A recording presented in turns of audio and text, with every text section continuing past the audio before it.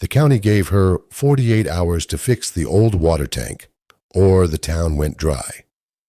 Rowan Hale had $7, a duffel bag with a set of hand tools he'd carried since his last steady job on a municipal water system maintenance crew, and a habit of checking any water tank he passed for signs of structural stress.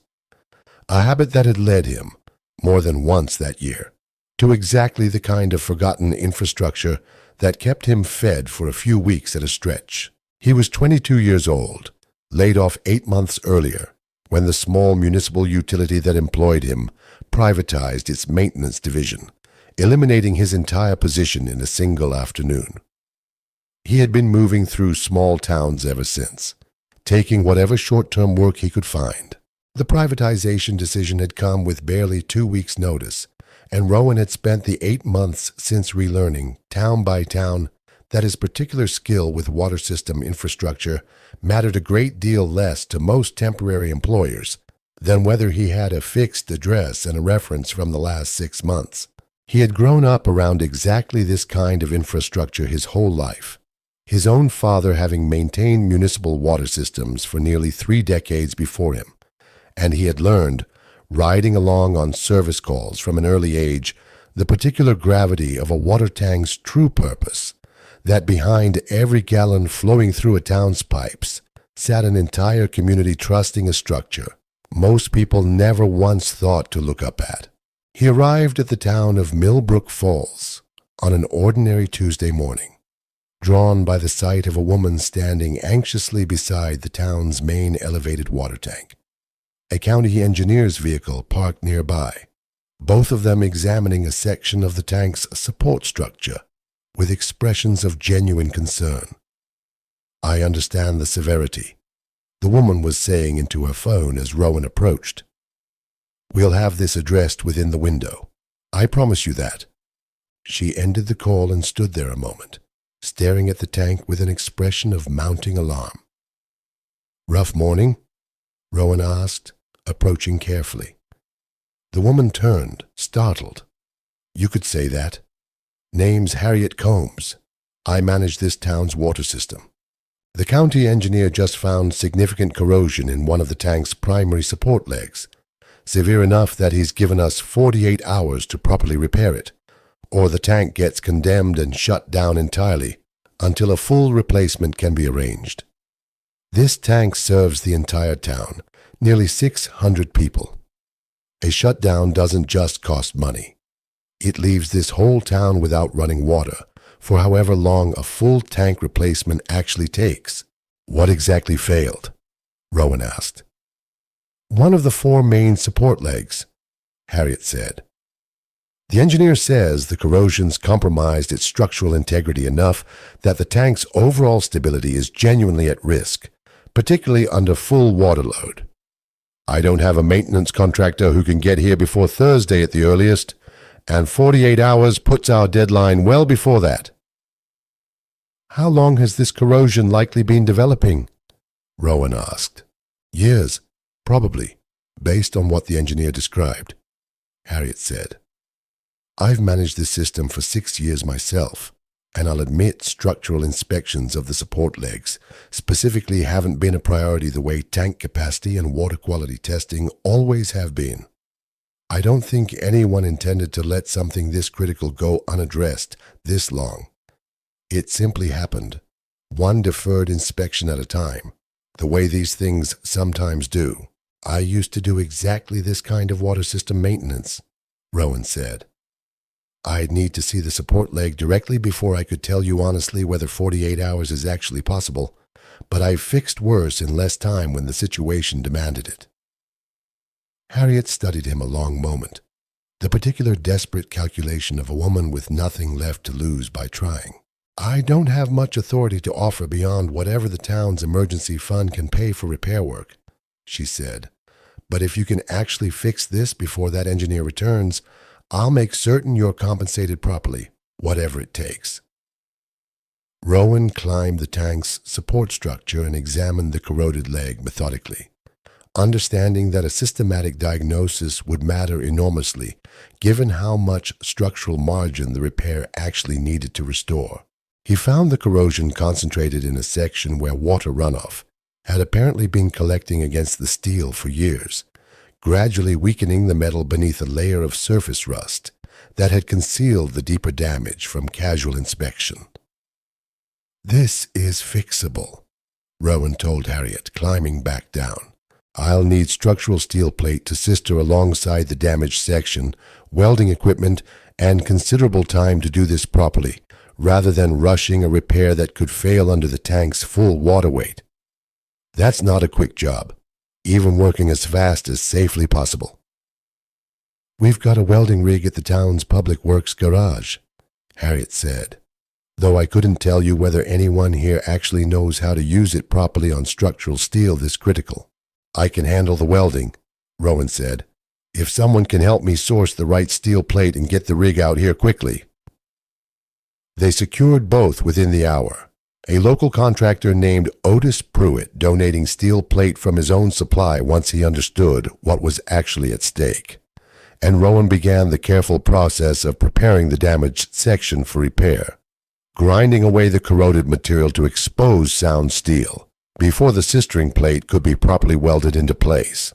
Rowan worked through the following hours with focused intensity, understanding that a structural weld on a water tank's primary support demanded considerably more caution than speed, however much the deadline pressed against both. He tested each weld pass carefully before proceeding to the next, unwilling to risk a repair that might look complete, but fail catastrophically under the tank's actual operating load. The wind picked up as afternoon wore toward evening, complicating his own control of the welding arc, and more than once he paused entirely rather than risk a weld compromised by conditions beyond his control. "How's it holding up?" Harriet asked, checking her own watch as the sun began its descent toward the horizon. "Better than I feared, given the wind," Rowan said. "I'd rather slow down and wait out a gust than rush a pass that ends up weaker than it needs to be. This repair only matters if it actually holds, not if it simply gets finished on schedule." Otis stayed to help throughout the day, holding the steel plate steady during the welding process despite the considerable heat and sparks. And by mid-afternoon, 3 more town residents had arrived, having heard through Harriet's own calls that help was needed. "This tank's kept this whole town running for 60 years, a rancher named Delia Marsh told Rowan, arriving with her own tools to help however she could. "I don't much care what a proper contractor's schedule says about availability. I care about my own family having water to drink Thursday morning." 2 more neighbors arrived within the hour, a retired plumber named Wallace Combs, and his own grown daughter, both bringing supplies and simply asking what else might be needed, rather than waiting to be specifically directed. By evening, what had begun as Rowan and Harriet working largely alone had become nearly 6 people working in coordinated shifts, some monitoring the weld's cooling progress, others simply keeping the whole group fed and hydrated through a day that had stretched considerably longer than any of them had originally anticipated. "I don't think I've seen this many people gathered around this tank since the town dedication ceremony decades back," Harriet admitted, watching the small crowd work with an expression somewhere between exhaustion and quiet wonder. "I'd forgotten how much this whole community actually cares about something most people never think twice about, until the day they nearly lose it."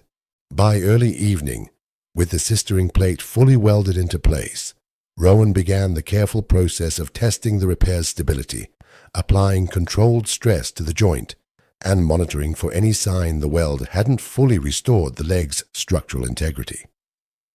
"I need this to genuinely hold under the tank's full water weight, not just pass a light inspection," Rowan explained to Harriet, who had grown increasingly anxious as evening approached with the repair still not fully verified.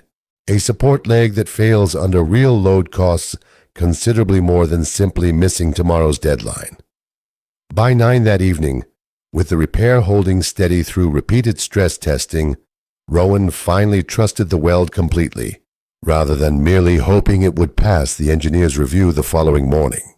The county engineer arrived precisely on schedule the following day, a methodical man named Harold Voss, who examined the repaired support leg with the particular thoroughness of someone who had clearly flagged serious structural violations before, and had no intention of accepting a hasty patch job as adequate.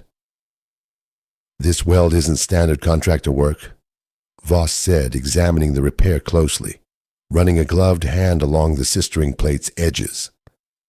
"It's not," Rowan said, keeping his own voice steady despite a night without much sleep. "But it's structurally sound, properly executed, and tested repeatedly under simulated load. I'd welcome you to inspect it as thoroughly as you'd like, rather than simply taking my word for it." Voss inspected the repair thoroughly, checking the weld's penetration and the sistering plate's coverage against his own professional standards, working through the tank's remaining structure with equal care before finally closing his own inspection binder. Harriet stood beside Rowan through the entire process, her hands clasped tightly enough that her knuckles had gone pale, watching each test with the particular held breath of someone whose entire town's water supply hung on the results. "This repair is soundly executed," Voss said. "The structural integrity here meets the standard I'd expect from a properly certified repair. I'm rescinding the condemnation order. This tank can remain in service." Harriet's relief was visible and immediate, her whole posture finally releasing the tension she'd carried through the entire ordeal. 48 hours, and this entire town just avoided going without water," she said. "I don't know how to properly thank you for what you just did for this community." "I think this town's own residents deserve considerable credit too," Rowan said.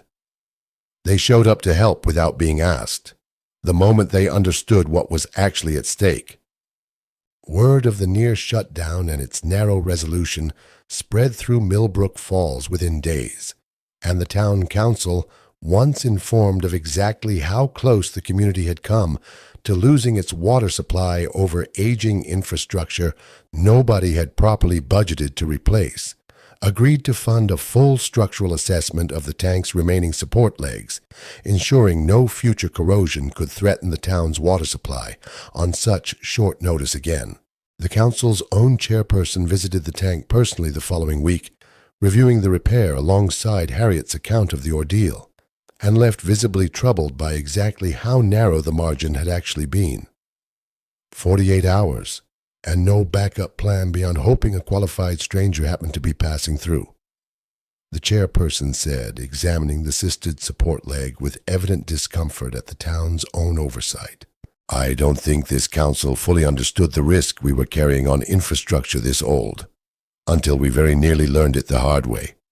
Rowan stayed on at Millbrook Falls through that winter, and the ones that followed, formally hired by the town to serve as the water system's dedicated maintenance technician, a position that gave him steady work and the particular satisfaction of preventing future crises, rather than merely reacting to them after the fact. He established a proper structural inspection schedule that first season, checking the tank's remaining support legs and other critical components on a regular rotation, rather than waiting for a county engineer's finding to reveal a problem that could have been caught months earlier.